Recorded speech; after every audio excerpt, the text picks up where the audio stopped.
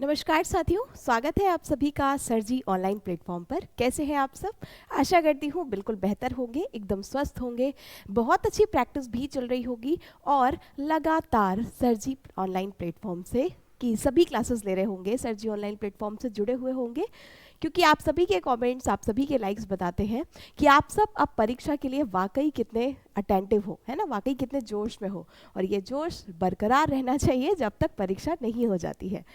Hello hello hello सभी को hello. चलिए बढ़ते हैं आगे। और जैसा कि आप सभी डियर स्टूडेंट्स यूपी पुलिस भावी पुलिस कांस्टेबल बनने वाले ये थंबनेल पर देख पा रहे होंगे कि हमारा जो आज का सेशन है वो है लिंग यानी कि जेंडर का पार्ट, जो कि हमने पढ़ा हुआ था। जेंडर जो हमने पढ़ा हुआ था उसका कंप्लीट रिवीजन। और जैसा जो बच्चे पहले से जुड़े हुए होंगे या हर तरह से प्रैक्टिस करते होंगे कि एक सेशन या एक टॉपिक कंप्लीट होने के बाद हम तुरंत ही उस टॉपिक की प्रैक्टिस लेकर आते हैं एमसीक्यू के फॉर्म में, क्योंकि आपसे जो परीक्षा में प्रश्न पूछे जाने हैं वो भी वस्तुनिष्ठ ही होने वाले हैं, यानी कि ऑप्शनल ही होने वाले हैं। तो हर एक टॉपिक कंप्लीट करके हम अपनी प्रैक्टिस करते हैं, चुनिंदा प्रश्नों की प्रैक्टिस, वो प्रश्न जो कि विगत परीक्षा में या पहले पूछे गए हैं और जिनके आगे आने की भी संभावना है। ठीक है, तो संबंधित टॉपिक के सभी प्रश्नों को करके फिर हम बढ़ते हैं अपने नेक्स्ट टॉपिक की तरफ। ठीक है जी। और आप सभी की जानकारी के लिए मैं बता दूं, फॉर योर काइंड इन्फॉर्मेशन, कि अब तक हमने बहुत सारे टॉपिक कर लिए हैं कंप्लीट, जिनमें से हमारा पहला टॉपिक हो गया है वर्णमाला। तो जिसने भी प्रीवियस क्लासेस ना देखी हो जरूर जाकर देख लीजिएगा। और मैम ने तो पूरी ठान ली है आपको कांस्टेबल बनाकर ही छोड़ेंगे, लेकिन इन सब में सिर्फ और सिर्फ मैम की ये ठानी हुई बात ज़रूरी नहीं है, साथ ही साथ आपका सहयोग भी उतना ही योगदान देता है। ठीक है, तो वर्णमाला हो गया है हमारा, संज्ञा का पार्ट भी हो गया है, सर्वनाम भी कंप्लीट हो गया है, रिवीजन के साथ बता रही हूँ मैं ये सारे के सारे टॉपिक। उसके बाद क्रिया भी हो गया है। ठीक है जी, क्रिया के बाद विशेषण का टॉपिक भी हो गया है। और अब हमारा आज ये प्रैक्टिस करने के बाद लिंग का टॉपिक भी खत्म हो जाएगा। तो फिर मैम अब अगला टॉपिक क्या होगा, इसके लिए आपको बने रहना होगा वीडियो के अंत तक, और फिर हम बताएंगे यानी कि चर्चा करेंगे कि वीडियो के बाद कि नेक्स्ट टॉपिक हम कौन सा पढ़ने वाले हैं। ठीक है, तो चलिए शुरू करते हैं। प्रश्न के उत्तर आप सभी को देने हैं कमेंट में, कोई भी ऐसा ना हो जो उत्तर ना दे। ठीक है, प्रश्न के उत्तर आप सभी को देने हैं। और यकीन मानिए कि आप प्रत्येक टॉपिक के बाद यानी कि पढ़ने के बाद अगर प्रैक्टिस करते हो ना, तो इससे अच्छी स्ट्रैटेजी, इससे अच्छा प्लान कुछ नहीं हो सकता, क्योंकि आपने जो टॉपिक किया पढ़ा, उसके बाद उसकी प्रैक्टिस कर ली, आपने अपना सिलेबस जहां पर भी नोट किया हो आप उसे डबल मार्क कर सकते हैं कि आपने एक बार पढ़ा है और दूसरी बार में आपने अपना रिवीजन भी खत्म किया है। ठीक है जी, तो चलिए बढ़ते हैं आगे, शुरुआत करते हैं अपने पहले प्रश्न की तरफ। निम्न में से किस शब्द का पुल्लिंग नहीं बन सकता है? ठीक है, सामान्य जानकारी के लिए अगर मैं आप सभी को बता दूं, तो मैंने आपको कंप्लीट रिवीजन करा दिया था कि लिंग जो है वो किस भाषा का शब्द होता है। ठीक है, लिंग संस्कृत भाषा का शब्द होता है, और ये भी बताया था कि संस्कृत यूं ही नहीं आ गई, ठीक है, या फिर हिंदी जो है वो यूं ही नहीं आ गई, बहुत सारे कालक्रम से होकर गुजरना पड़ा। जैसे हिंदी के सामान्य का, हालांकि साहित्य की भी मैं जल्दी ही क्लास लेकर आऊंगी आप सबके लिए। ठीक है, तो जैसे ही हिंदी के कालक्रम की बात करते हैं, सबसे पहले 4 सेक्शंस में मैंने आपको बताया था आब्रा और बीडीसीपी, यानी कि आदिकाल, भक्तिकाल, रीतिकाल और आधुनिक काल। आधुनिक काल को भी 4 खंडों में बांटा गया, जिसमें कि भारतेंदु युग, द्विवेदी युग, छायावादी युग और प्रगतिवादी युग। ठीक है, साहित्य अकादमी पुरस्कार क्या होते हैं, क्या जो है कितनी राशि दी जाती है, अब तक कितनों को मिल चुका है, चाहे वो व्यास हो, ज्ञानपीठ हो, सरस्वती हो, साहित्य अकादमी हो, ये सब कुछ मैं आपको कराने वाली हूँ। आपका सिलेबस का कुछ भी नहीं छूटेगा, लेकिन हाँ बस आपका साथ उतना ही ज़्यादा ज़रूरी है मैम के लिए भी। ठीक है, तो ऐसा नहीं है कि हम सारे के सारे ये वाले टॉपिक्स पढ़ रहे हैं तो हम साहित्य की तरफ ध्यान नहीं देंगे, और अगर पेपर कठिन बनता है तो साहित्य का वेटेज ज़्यादा होता है, ये बात आप सभी जानते होंगे। ठीक है, तो लिंग जो है वो संस्कृत भाषा का शब्द है, संस्कृत भाषा का शब्द है। ठीक है, तो अगर सीधा सीधा आपसे ये प्रश्न पूछ लिया जाए तो आपको पता होगा। ठीक है, लिंग शब्द का अर्थ होता है चिन्ह। ठीक है, लिंग का अर्थ जो होता है वो होता है चिन्ह।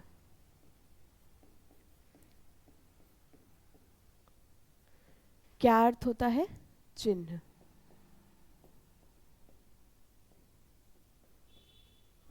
क्लियर है? दूसरा पॉइंट मैंने आपको बताया था कि संस्कृत और हिंदी में आपको बिल्कुल भी कंफ्यूज नहीं होना है कि संस्कृत में लिंग के भेद कितने होंगे, संस्कृत में वचन के भेद कितने होंगे, हमें उससे कोई मतलब नहीं है। हम यहाँ पर हिंदी पढ़ रहे हैं, हमारे पाठ्यक्रम जो है वो हिंदी है, हमारे पेपर में जो पूछा जाएगा वो हिंदी से संबंधित पूछा जाएगा। ठीक है, भले ही आपको ऑप्शन दिया हो लेकिन आप बिल्कुल भी गलत नहीं करिएगा। ठीक है, हिंदी में लिंग के भेद ना कि 3 बल्कि सिर्फ और सिर्फ कितने होते हैं, 2 होते हैं। कितने होते हैं, 2 होते हैं। तीसरे भेद का यहाँ पर कोई काम नहीं है, लेकिन जब आप कभी संस्कृत पढ़ेंगे या संस्कृत की तरफ देखेंगे तो वहां पर लिंग के 3 भेद हो जाते हैं। ठीक है, तो पहला हो जाता है स्त्रीलिंग और दूसरा भेद हो जाता है पुल्लिंग। हो सकता है आपको ये लग रहा हो कि मैम पूरा रिवीजन क्यों करा रही है, तो भैया रिवीजन तो हमारी स्लाइड ही है, वो अलग बात है कि हमने क्वेश्चन में कर लिया है ना। स्त्रीलिंग और दूसरा भेद हो जाता है पुल्लिंग। क्लियर है, कोई डाउट, समस्या तो नहीं होगी। साथ ही साथ बात की जाए, सिर्फ एक पॉइंट है कि आपको अगर कोई भी दुनिया का शब्द दिया जाए, उसमें आप जैसे फोटो रखी है, रखा है तो नहीं बोलते, यानी कि उसको वाक्य बनाकर अगर आप देख लेंगे तो कभी भी आपसे गलती नहीं होगी। लेकिन लिंग परिवर्तन के साथ साथ कभी कभी आपसे क्या पूछा जाता है, कभी कभी आपसे जो वर्तनी में अशुद्धि होती है वो भी कई बार दे दी जाती है ना। जैसे कि मैंने आपका उदाहरण आपको बताया था कवित्री का। ठीक है, तो ये भी बात आप ध्यान में रखिएगा।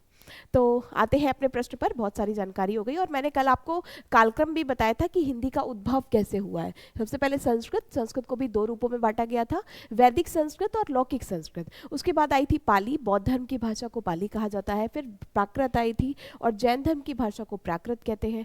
फिर संस्कृत, पाली, प्राकृत के बाद अपभ्रंश और अपभ्रंश के बाद अवहट्ट। अवहट्ट ही है जिसको हम हिंदी के अशुद्ध रूप के नाम से जानते हैं और उसके बाद उद्भव हुआ किसका, हमारी प्यारी हिंदी भाषा का। ठीक है, साथ ही साथ मैंने आपको कल कुछ लिपियां भी बताई थी। लिपि क्या होता है, किसी भी भाषा के लिखने के ढंग को लिपि कहते हैं। हाँ, प्रत्येक भाषा की अपनी अलग अलग लिपि होती है, लेकिन क्या मैम एक से ज़्यादा एक लिपि जो है वो एक से ज़्यादा भाषाओं की हो सकती है? 100% हो सकती है, जिसका उदाहरण हमने कल की क्लास में चर्चा किया था। यानी कि संस्कृत हो, मराठी हो, नेपाली हो, ठीक है, संस्कृत, मराठी, नेपाली या फिर हिंदी, इन चारों की चारों भाषाओं की लिपि एक ही होती है जिसको हम कहते हैं देवनागरी। लेकिन अगर आपसे पूछा जाए कि हिंदी भाषा की आदि जननी क्या है, तब आपका उत्तर देवनागरी नहीं बल्कि आपका उत्तर ब्राह्मी होना चाहिए। हर वो स्टूडेंट जो डेली मैम की क्लास से जुड़ता है उसे इन सभी पॉइंट्स में दावा है कि कोई समस्या नहीं होगी। जबकि अन्य भाषाओं की बात करें, उर्दू की लिपि होती है फारसी, गुजराती की, पंजाबी की होती है गुरुमुखी, अंग्रेजी की होती है रोमन, बंगाली की होती है बांग्ला। ठीक है, ये सारे पॉइंट्स मैंने आपको बता दिए थे। चलिए आते हैं प्रश्नों की तरफ। निम्न में से किस शब्द का पुल्लिंग नहीं है, गाभिन, सोत या फिर गर्भवती? भैया ऑप्शन डी यहाँ पर बिल्कुल सही हो जाएगा। अब तक आंसर भी आ चुका है आप सभी का कि ऑप्शन डी जो है वो बिल्कुल सही। इनमें से किसी भी शब्द का पुल्लिंग नहीं बनाया जा सकता। किसी भी शब्द का पुल्लिंग नहीं होता। ठीक है, नेक्स्ट आते हैं, शूद्र का स्त्रीलिंग क्या होता है? शूद्रक, शूद्रा, द्रिका या शूद्री? ठीक है, एक शब्द आपको मैं बताऊं, एक शब्द होता है सुत, ठीक है, जिसका अर्थ होता है, यानी कि जिसके अगर पर्यायवाची आपसे पूछे जाए तो बेटा हो सकता है, पुत्र हो सकता है, ठीक है, तनय हो सकता है। समझ में आ रहा है? ऐसे ही अगर यहाँ पर सुता लिखा हो तो ये बेटी का पर्यायवाची हो जाता है। ठीक है, जैसे बेटी हो गई, पुत्री हो गई, ठीक है, तनया हो गई, ये बेटी के। तो अंतर क्या आया? सिर्फ और सिर्फ एक मात्रा का अंतर, बस वही यहाँ पर भी है। शूद्र का स्त्रीलिंग शूद्रा होता है, ना कि शूद्री। तो गलती से भी गलती नहीं करनी है आप सभी को। समझ में आ रहा है? तो शूद्र का स्त्रीलिंग अगर आ जाए, सुत का स्त्रीलिंग क्या है? सुता है। तनय का स्त्रीलिंग क्या है? तनया है। तो प्रश्न भले ही एक हो, लेकिन मैं आपको यहाँ पर एक एक पॉइंट, एक प्रश्न से 10 प्रश्न जोड़कर बताने की कोशिश करती हूँ। ठीक है, नेक्स्ट आते हैं, सुता। अरे भाई ये क्या भाई, सेम क्वेश्चन। सुता का पुल्लिंग शब्द क्या है? आपको स्त्रीलिंग शब्द देकर उसका पुल्लिंग भी पूछा जा सकता है, या फिर पुल्लिंग शब्द देकर उसका स्त्रीलिंग भी पूछा जा सकता है। ठीक है, बताइए। और ना सिर्फ साहित्य के कुछ पॉइंट्स, बल्कि मैंने आपको ये भी बताया है कि 8वीं अनुसूची में पहले कितनी भाषाएं थीं, वर्तमान में कितनी हैं, कौन से अनुच्छेद के माध्यम से कौन सी भाषाओं को जोड़ा गया और कौन से वर्ष में जोड़ा गया। ठीक है, 21वें संविधान संशोधन के माध्यम से 1967 में सिर्फ एक भाषा, यानी कि किसको जोड़ा गया? 1967 में किसको जोड़ा गया? सिंधी को जोड़ा गया। एक्सप्लेन में मैंने सब कुछ क्लास में बताया है, ये सिर्फ और सिर्फ एक क्विक रिवीजन करा रही हूँ, क्योंकि रिवीजन का मतलब सिर्फ ये नहीं कि हम लिंक का रिवीजन करें। अब तक हमने जितना भी पढ़ा है हमारा दिमाग 360 डिग्री घूम जाना चाहिए, ठीक है, जितना भी हमने पढ़ा है सब कुछ। तो 21वें संविधान संशोधन के तहत 1967 में सिर्फ और सिर्फ एक भाषा को जोड़ा गया, जो थी सिंधी, ठीक है। फिर उसके बाद 71वें संविधान संशोधन के तहत 1992 में 3 भाषाओं को जोड़ा गया, जो कि थी मणिपुरी, कोंकणी और नेपाली। मणिपुरी, कोंकणी और नेपाली, ठीक है। फिर उसके बाद 92वें संविधान संशोधन के तहत 4 भाषाओं को जोड़ा गया 2003 में, जिसमें से बोडो, डोंगरी, मैथिली और संथाली हो जाती है, ठीक है। बिल्कुल आसान तरीके से, जैसे ट्रिक से आपको ये सब कुछ बताया है, बिल्कुल वैसे ही साहित्य अकादमी पुरस्कार भी मैं आपको कराने वाली हूँ।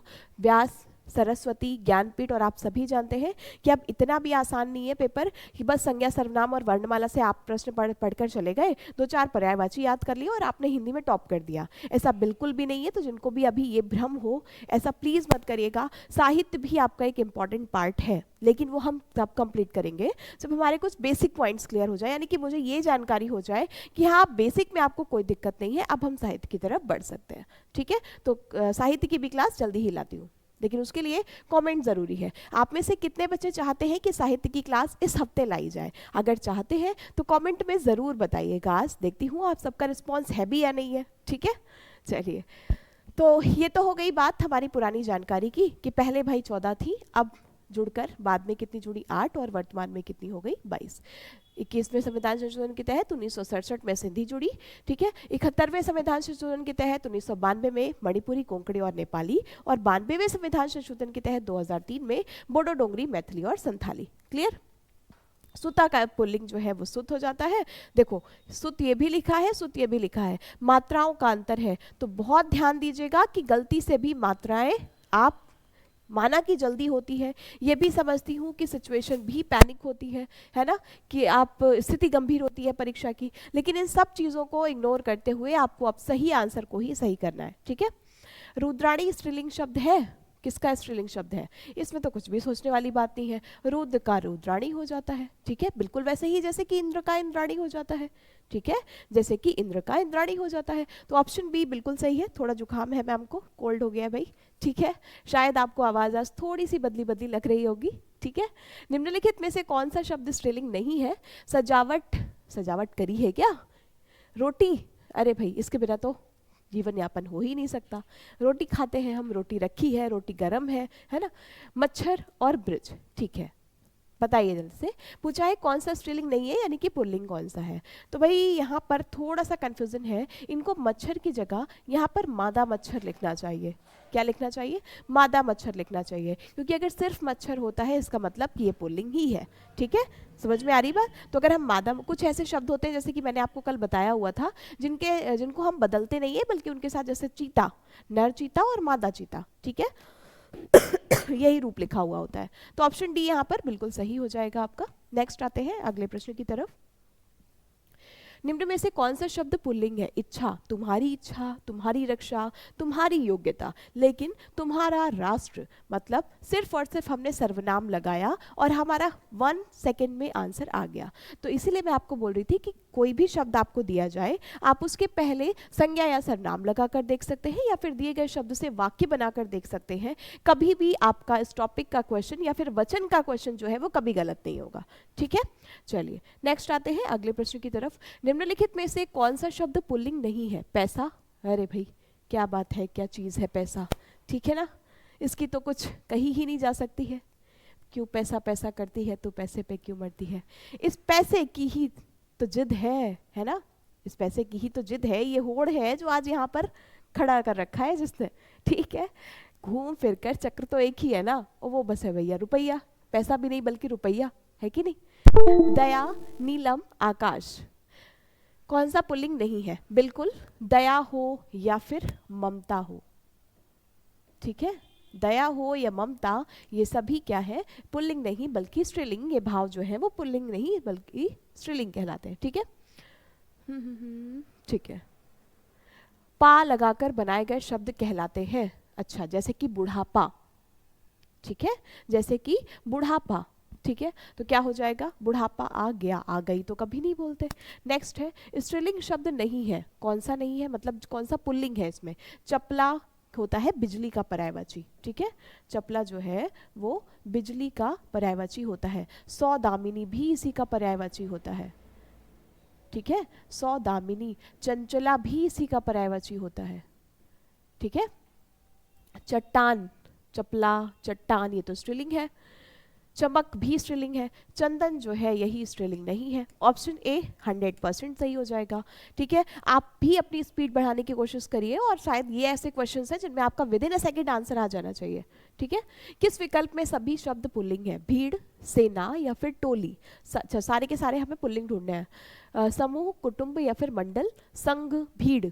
भीड़ लगी है, लगाए तो नहीं कहते, इसका मतलब भीड़ वाला ऑप्शन तो हमारा कट गया भैया, क्योंकि हमें सभी पुल्लिंग चाहिए। तुम्हारी सभा या फिर लोगों की सभा, का सभा तो कभी नहीं कहते, ठीक है, इसका मतलब ऑप्शन सी ही यहाँ पर बिल्कुल सही है, ठीक है। लोगों का समूह, कुटुंब या फिर नेताओं का मंडल कह सकते हैं। ऑप्शन सी यहाँ पर बिल्कुल करेक्ट हो जाएगा। केवल पुल्लिंग शब्दों का समूह कौन सा है, मकान, माला, कितनी माला, है ना, बिल्कुल नहीं भाई, यहाँ पर तो स्त्रीलिंग है, माला शब्द जो है वो स्त्रीलिंग है, हमसे पूछा है पुल्लिंग, है ना। तुम्हारा बचपन, भाषण दिया तुमने, है ना। देश, हाथ, आंख, तुम्हारी आंख में क्या हो गया, ठीक है, स्त्रीलिंग है भैया। तालाब, नदी और झील, बिल्कुल नहीं, ये भी स्त्रीलिंग है। तो ऑप्शन सी ही यहाँ पर भी बिल्कुल सही हो जाएगा, बचपन, भाषण और देश। नेक्स्ट आते हैं, नित्य पुल्लिंग, अच्छा मतलब सदैव पुल्लिंग। कुछ ऐसे शब्द होते हैं, अभी आगे एक टॉपिक आप पढ़ोगे, वचन, वही वचन जिसको आप अब तक सिंगुलर और प्लूरल करते रहे हो। तो उसमें एक ऑप्शन आता है, ऑप्शन जब आपको प्रश्न पूछा जाएगा तो उसमें दिया रहेगा कि एक वचन है, बहुवचन है, या फिर ये सदा एक वचन है, या फिर ये सदा बहुवचन है। कहने का मतलब कि ये ऐसे शब्द हैं जो कि हमेशा बहुवचन में प्रयोग किए जाएंगे या फिर हमेशा एक वचन में प्रयोग किए जाएंगे, ठीक है। नित्य पुल्लिंग रूप कौन सा है जो हमेशा पुल्लिंग में ही प्रयोग किया जाता है। तुम्हारी संतान, तितली उड़ रही है, मछली, पक्षी, पक्षी जा रहा है ना, तो भैया ऑप्शन ए बिल्कुल सही है, कुछ भी सोचने वाली बात नहीं है। किस विकल्प में सभी शब्द स्त्रीलिंग है, रोटी, रात, पानी रखा है, नहीं, बिल्कुल नहीं, पानी शब्द तो पुल्लिंग हो जाएगा, हमसे सभी स्त्रीलिंग पूछे हैं। आंसू, तुम्हारे आंसू, ये तुम्हारा आंसू, बिल्कुल नहीं, पुल्लिंग शब्द है। क्यों उदासी छाई है ना, मिठास, पहचान, तुम्हारी पहचान। चमक, मोती और समझ, चमक, मोती, चमक तो स्त्रीलिंग है, समझ भी स्त्रीलिंग है, लेकिन मोती शब्द जो है ये पुल्लिंग है। इसका मतलब ऑप्शन डी ही बिल्कुल सही है। मैं चाहूँ तो डायरेक्ट भी आंसर लगा सकती हूँ, लेकिन आप सबके दिमाग में ये सारे उदाहरण बिल्कुल फिट हो जाएं, ताकि जब भी ये क्वेश्चंस आपके सामने एग्जाम में आए तो आपको कोई कंफ्यूजन ना हो, सिर्फ और सिर्फ आपको बिल्कुल यही शब्द रटा हुआ हो और तुरंत ही आपका आंसर हो जाए, ठीक है। नेक्स्ट, अगले प्रश्न की बात की जाए, निम्नलिखित में से किस विकल्प के सभी नित्य पुल्लिंग है। अच्छा जी, कौन से पुल्लिंग है, बस यही तो ढूंढना है। तुम्हारी संतान, पक्षी, खटमल, भैया ऑप्शन ए जब सही है तो काहे जाना पूरी रामायण पढ़ने के लिए, ठीक है। किस विकल्प में पुल्लिंग स्त्रीलिंग युग्म गलत है, बाघ का बाघिन होता है, मेंढक का मेंढा होता है, नेता का नेत्री होता है, कविता कवि का कवित्री होता है। ये तो बिल्कुल सही है, ये भी सही है और ये भी सही है। ये क्या है, मेंढक का मेढ़ा, पता नहीं क्या ही लिखा हुआ है, ठीक है। तो ऑप्शन ए ही जो है वही आपका बिल्कुल सही है। जबकि कवि का कवित्री, इसकी मात्रा में विशेष ध्यान रखना भैया, खाना पीना हंसना खेलना सब भूल जाना, लेकिन इसकी मात्रा को मत भूलना। का और वा में कोई भी मात्रा नहीं आती है, बिल्कुल वैसे ही जैसे कि शुद्ध जो है वो द्वारिका नहीं बल्कि द्वारका होता है, शुद्ध जो है वो अहिल्या नहीं बल्कि अहल्या होता है, ठीक है। वर्तनी की दृष्टि से, व्याकरण की दृष्टि से आपको अगर सही करने के लिए आ जाए तो, ठीक है। बिल्कुल वैसे ही जैसे हिरण्यकश्यप नहीं बल्कि हिरण्यकशिपु होता है। क्या होता है, हिरण्यकशिपु होता है। समझ में आ रही बात। बिल्कुल वैसे ही जैसे कि ज्योत्सना लिखते हैं जिसमें त भी आधा और स भी आधा आता है। बिल्कुल वैसे ही जैसे कि आशीर्वाद लिखते हैं जिसमें रेफ की मात्रा शा पर नहीं बल्कि वा पर आती है, ठीक है। तो ये छोटे छोटे से बदलाव जरूर हैं, लेकिन ये आपके एग्जाम में पॉइंट टू पॉइंट क्लिक करेंगे जिनको आपको भूलना नहीं है, ठीक है। तो नेता का नेत्री होता है, ऑप्शन डी यहाँ पर गलत हो जाएगा। किस विकल्प में सभी शब्द पुल्लिंग है? पक्षी उड़ रहा है, चीता बैठा है, पानी रखा है, तो मिल गया पुल्लिंग। क्यों ही पूरी किताब पढ़ना भाई, ठीक है, ऑप्शन डी बिल्कुल सही है। नेक्स्ट आते हैं, किस विकल्प में सभी स्त्रीलिंग शब्द हैं? ऐसा प्रश्न पता है क्यों देता है एग्जामिनर? ताकि आप कम से कम 10 सेकंड का समय तो लगा दें इस प्रश्न में, ताकि आप दूसरा प्रश्न छोड़ पाए, क्योंकि भाई छांटना भी तो है ना, ठीक है। 20 लाख में से 32,000 30,000 बच्चों को छांटना है, तो कुछ तो अलग करना पड़ेगा ना, लेकिन आपको भी उनमें आने के लिए कुछ बहुत अलग करना पड़ेगा, है ना। तो कहने का मतलब ऑप्शन क्या पूछा है, सभी स्त्रीलिंग कौन से हैं? चील, जोक या फिर कोयल। उल्लू बैठा है, बिल्कुल नहीं, ऑप्शन है तो गलत हो जाएगा। भेड़िया खा जाएगा, है ना। तुम्हारी प्रजा, फौज, केचुआ, नहीं, ऑप्शन बी सी जो है वो यहाँ पर बिल्कुल सही हो जाएगा, ठीक है। नेक्स्ट आते हैं, किस विकल्प में सभी शब्द स्त्रीलिंग है? सभी स्त्रीलिंग है। भूख तो स्त्रीलिंग है, लेकिन नाच पुल्लिंग है ना। चाल चलन, मिठास, चमक और आहट। किसी की आहट आ रही है और चमक आ रही है, ठीक है, ऑप्शन डी बिल्कुल सही हो जाएगा।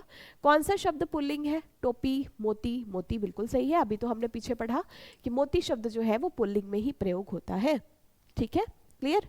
अच्छा बताइए, कल मैंने आपको बताया था विद्वान शब्द का स्त्रीलिंग क्या हो जाएगा? लेखक का तो लेखिका हो जाएगा, सुत का सुता, नेता का नेत्री हो जाएगा, लेकिन विद्वान शब्द का स्त्रीलिंग क्या होगा? बताइए जल्दी से, ठीक है। तो ऑप्शन बी यहाँ पर बिल्कुल ठीक है। विद्वान शब्द का स्त्रीलिंग क्या हो जाता है? विदुषी हो जाता है। क्या हो जाता है? विदुषी, ठीक है। नेक्स्ट आते हैं अगले प्रश्न पर। निम्नलिखित में से किनके नाम प्रायः पुल्लिंग होते हैं? भाषाओं के नाम? नहीं, है ना। गुजराती हो, उर्दू, गुजराती भाषा, ठीक है, हमेशा स्त्रीलिंग होते हैं। नदियों के नाम, दिनों के नाम या फिर तिथियों के नाम? दिनों के नाम भी, और ये मैंने पॉइंट टू पॉइंट आपको लिखाया था जब ये टॉपिक कल हम पढ़ रहे थे। सोमवार का दिन है, की दिन नहीं बोलते, है ना। तो दिनों के नाम हमेशा जो है वो क्या होते हैं?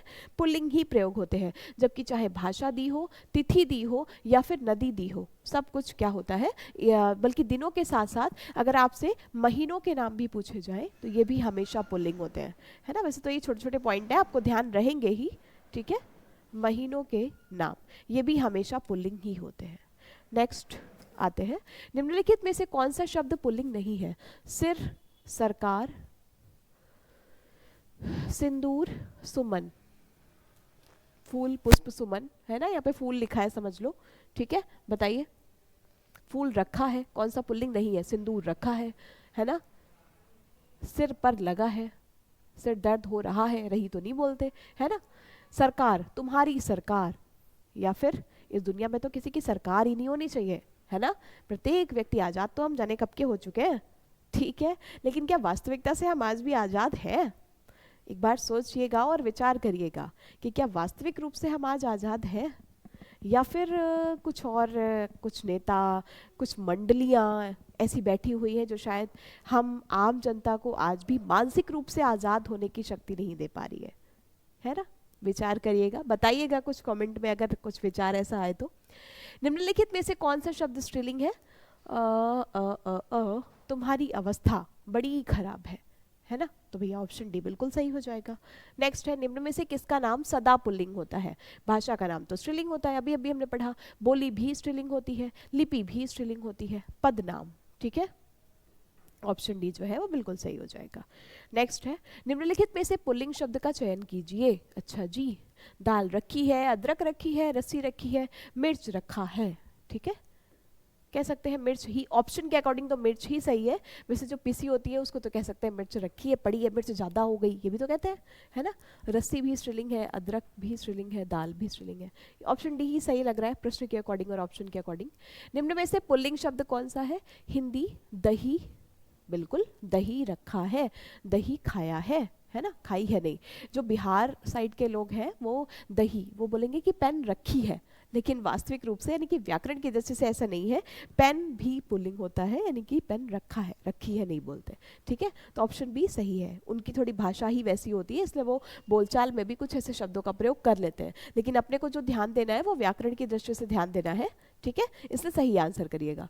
कौन सा शब्द स्त्रीलिंग का नहीं है? छात्रा, स्त्रीलिंग है क्योंकि इसका पुल्लिंग होता है छात्र। वधु, इसका पुल्लिंग होता है वर। पृथ्वी या फिर जीवन, पृथ्वी। कौन सा नहीं है, तुम्हारा जीवन या तुम्हारी पृथ्वी? तो भैया यही तो है जो स्त्रीलिंग नहीं है। ठीक है, नेक्स्ट आते हैं, इनमें से कौन सा शब्द पुल्लिंग का सूचक है? अच्छा जी, मतलब कौन सा पुल्लिंग है, साधारण से यही पूछा है, कौन सा पुल्लिंग है? पानी, गिरा हुआ है। ठीक है, नेक्स्ट है, इनमें से कौन सा शब्द स्त्रीलिंग का सूचक है? हलवाई आया है, कसाई, ईसाई, सफाई, सफाई की जाती है। ठीक है, देखो कितनी अच्छी तरह से एग्जामिनर ने ठान रखी है बिल्कुल कंफ्यूज करने की। इनमें से वह शब्द बताइए जिसका वचन अथवा लिंग किसी भी परिस्थिति में नहीं बदलता। गुड क्वेश्चन है, ध्यान दीजिएगा। ठीक है, आलसी व्यक्ति, आलसी लोग, बहुत सारे हो गए तब भी आलसी सेम। दीवार, लिपि या जल, ऑप्शन ए ही बिल्कुल सही है और इसको जरूर याद रखिएगा, इंपॉर्टेंट है ये। नेक्स्ट आते हैं, ठीक है, अगले क्वेश्चन पर। जगत शब्द में लिंग है। ठीक है, पूरा जगत, संपूर्ण जगत का मालिक सिर्फ और सिर्फ एक है। ठीक है, सही पुल्लिंग और स्त्रीलिंग शब्द कौन सा होता है? प्रौढ़ का प्रौढ़ा, कौवा का कौवी, भावच का भौजाई, राक्षस का राक्षसी। अच्छा जी, सही पुल्लिंग कौन सा है? ठीक है, भावच, भौजाई, राक्षस राक्षसी, प्रौढ़ प्रौढ़ा। कौवा का कौवी नहीं होता भैया, मादा कौवा होता है। ठीक है, सही पुल्लिंग कौन सा है? राक्षस का राक्षसी, क्योंकि इसमें भी ये कुछ शब्द नहीं बन रहा है ठीक ठाक, है ना। ऑप्शन डी यहाँ पर बिल्कुल सही है। ठीक है, नेक्स्ट, इनमें से किस विकल्प के सभी शब्द स्त्रीलिंग है? इमली रखी है, चांदी बताया था आपको कि जितने भी तरल पदार्थ हैं वो हमेशा पुल्लिंग में प्रयोग होते हैं, है ना। जैसे कि तेल, दूध, पानी, जूस, ये सभी पुल्लिंग में प्रयोग होते हैं। और तरल पदार्थों के साथ साथ यानी कि लिक्विड के साथ जो भी मेटल्स होती है, यानी कि जो धातुएं होती हैं, वो भी हमेशा पुल्लिंग में प्रयोग होती है। लेकिन इसमें एक एक्सेप्शन है, एक अपवाद है, यानी कि चांदी और खड़िया, ये दो ऐसी धातुएं हैं जिनको छोड़कर, यानी कि ये जो दो है वो स्त्रीलिंग में प्रयोग होती है। इसके अलावा सारी की सारी धातुएं जो है वो पुल्लिंग में ही प्रयोग होती है। ठीक है जी, तो इमली, चांदी और लौकी रखी है, बिल्कुल सही मिल गया हमें भाई। जबकि घी रखा है पुल्लिंग हो जाएगा, हलवाई आया है पुल्लिंग हो जाएगा, हाथी बैठा है पुल्लिंग हो जाएगा। ऑप्शन बी बिल्कुल सही है। जब एक आंसर मिल जाए ना तो ये एक्स्ट्रा स्मार्ट बनने की कोशिश नहीं करनी है कि अरे बाकी के चेक कर लूँ, कहीं ऐसा तो नहीं कुछ और दिया हो। भैया आंसर वहाँ पर एक ही सही होगा। ठीक है, समझ में आ रही है बात। और मैंने आपको कुछ दिन पहले एक बात बताई थी, जो कि एक नोटिस वायरल हुआ था, वायरल क्या यानी कि ऑफिशियल नोटिस था, कि किसी भी प्रश्न के अगर एक से ज्यादा उत्तर सही है, ठीक है, और ऐसा होता है, कॉमन सी बात है, पहले हो भी चुका है, किसी भी प्रश्न के अगर एक से ज्यादा उत्तर सही है तो उस कंडीशन में आप मान लीजिए कि आपने बी आंसर किया, लेकिन जो आयोग ने आंसर माना वो माना सी। ठीक है, और आंसर दोनों सही है, बी भी सही है और सी भी सही है। अब आपने बी आंसर कर दिया, बिल्कुल सही है, आयोग आपको आंसर देगा। ठीक है, लेकिन आपने बी की जगह बी आंसर नहीं किया, आपने सी आंसर किया, फिर भी आयोग आपको नंबर देगा। लेकिन अगर आपने ये गलती कर दी कि भैया चलो हम ए बी सी डी, ठीक है, यानी कि हम जो बी को भी भर देते हैं और सी को भी भर देते हैं, जो सही होगा वो एग्जामिनर अपने आप ढूंढ लेगा। तो अगर आपने एक्स्ट्रा चालाकी दिखाने की कोशिश की तो ना तो आपका बी आंसर सही माना जाएगा और ना ही आपका डी आंसर सही माना जाएगा। ठीक है, इसलिए आप अगर दो ऑप्शन सही लग रहे हैं तो उसमें से कोई एक कर दीजिए, आयोग के द्वारा वो सही माना जाएगा। ठीक है, कहने का मतलब एक्स्ट्रा स्मार्ट नहीं बनना है, स्मार्ट तरीके से पेपर देना है, लेकिन एक्स्ट्रा स्मार्ट नहीं बनना है। ठीक है, अपने समय को बचा के रखना है, यानी कि बस यहाँ पे आंसर मिल गया फिर भी पूरे के पूरे ढूंढने में लगे पड़े हो। नेक्स्ट क्वेश्चन की तरफ बढ़िए। ठीक है, बहुत कम समय है और प्रश्न है ज्यादा। किस विकल्प में कोई भी शब्द स्त्रीलिंग नहीं है? अच्छा जी, मतलब सारे के सारे पुल्लिंग है। पानी, ज्ञानी नहीं भाई, नानी ये तो नहीं होगा। नींबू, दही, केला, नींबू रखा है, दही रखा है, केला रखा है, बिल्कुल मिल गया भाई सही आंसर। क्यों ही हमें बाकी के आगे की तरफ जाना, बी और डी की तरफ। किस विकल्प के सभी शब्द पुल्लिंग है? कौवा, खरगोश और मंडल, बिल्कुल सही। नथ रखी है, ठीक है, मणि रखी है और पायल की धुन बाजे छन छन छन, नहीं करना है छन छन छन। ठीक है, क्योंकि ऑप्शन नहीं बिल्कुल सही है। नेक्स्ट आते हैं अगले पॉइंट पर। नेता, अरे अभी पढ़ा, बिल्कुल वैसे ही जैसे कि नेता का नेत्री होता है ना। लेखक का लेखिका हो जाता है, लेखक का लेखिका हो जाता है। ठीक है, हंस का हंसिनी हो जाता है, हंस का हंसिनी हो जाता है। अच्छा एक पॉइंट है कि कवि का कवित्री हो जाता है, विद्वान का विदुषी हो जाता है, विद्वान का विदुषी हो जाता है ना। एक शब्द है राजा, इसके कई बार 3 स्त्रीलिंग मान लिए जाते हैं, यानी कि विलोम मान लिए जाते हैं। वैसे तो रानी भी होता है ना, ये तो इसका लिंग बदल जाएगा, लेकिन जब आप विलोम आगे पढ़ोगे तो राजा का रंक भी मान लिया जाता है और राजा का प्रजा भी मान लिया जाता है। ठीक है, तो ये थोड़ा सा पॉइंट हम आगे डिस्कस करेंगे जब विलोम के टॉपिक को पढ़ेंगे। नेक्स्ट है अध्यापक। अरे अरे अरे, ये कैसा आसान सा सवाल है। अध्यापक का अध्यापिका, बस मात्राओं का ध्यान रखिएगा, जल्दबाजी में मात्राओं में गलती नहीं करनी है। ठीक है, अध्यापिका हो जाता है, शिक्षक का शिक्षिका हो जाता है, दाता का दात्री हो जाता है। स्त्रीलिंग रूप छात्री, छाता, दार्जी नहीं भाई, दात्री होगा यहाँ पर। ठीक है, दाता का दात्री। ठीक है, ऑप्शन ए सही होगा। नेक्स्ट है इंद्र का इंद्राणी होता है। ठीक है, ऑप्शन डी करेक्ट है। नेक्स्ट आते हैं निम्न में पुल्लिंग शब्द कौन सा है। हिंदी दही, दही तो भैया पुल्लिंग है, जबकि मोती जो है वो स्त्रीलिंग होता है।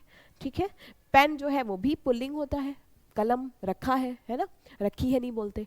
कौन सा शब्द स्त्रीलिंग का नहीं है, यानी कि कौन सा पुल्लिंग का है।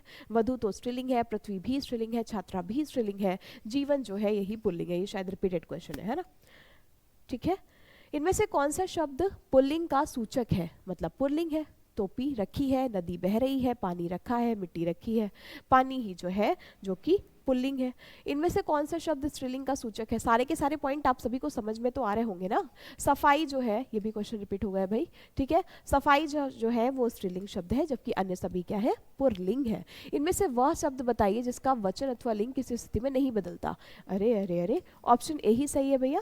आलसी एक ऐसा शब्द है जिसका वचन और लिंग नहीं बदलता। जगत शब्द जो है, वैसे तो हमने इसको कर लिया है, लेकिन ये क्वेश्चन आपके लिए होमवर्क है। ठीक है, बताइएगा कमेंट में, और क्लास के बाद कमेंट करके ये भी मुझे बताइएगा। ठीक है, क्लास के बाद में कमेंट करके मुझे ये भी बताइएगा कि आप में से कितने ऐसे स्टूडेंट हैं जो कि अब चाहते हैं कि कुछ जो टॉपिक है वो ख़त्म होने के बाद हम साहित्य की तरफ बढ़ें, यानी कि बीच बीच में साहित्य के सेशन भी करते रहें, क्योंकि वो भी हमारे एग्ज़ाम के लिए लगभग 25 से 30% का रोल अदा करता है।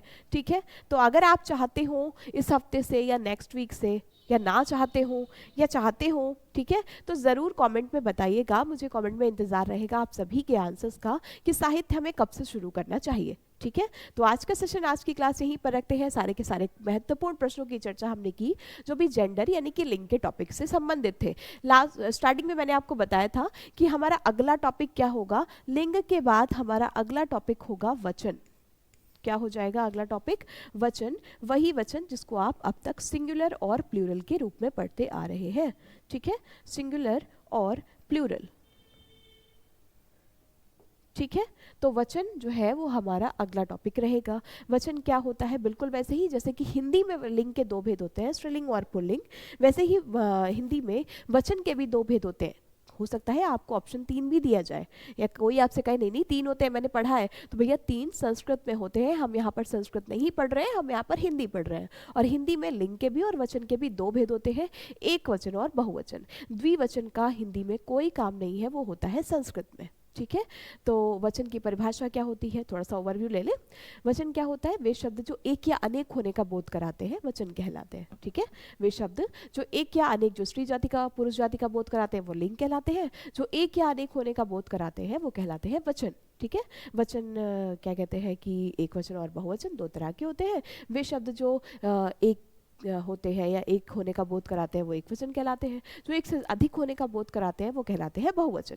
बहुत सारे ऐसे शब्द भी हैं जो कि सदा बहुवचन में और सदा एक वचन में प्रयोग करते हैं, जिनकी चर्चा हम करेंगे अपने कल के सेशन में। आज की क्लास आप सभी को कैसी लगी, साहित्य का सेशन आप कब से चाहते हैं, कॉमेंट में ज़रूर बताइएगा। मिलती हूँ आपसे कल के सेशन में एक नई शुरुआत के साथ। तब तक के लिए ध्यान रखिए अपना, अपने घर वालों का। Thank you so much, bye bye, take care.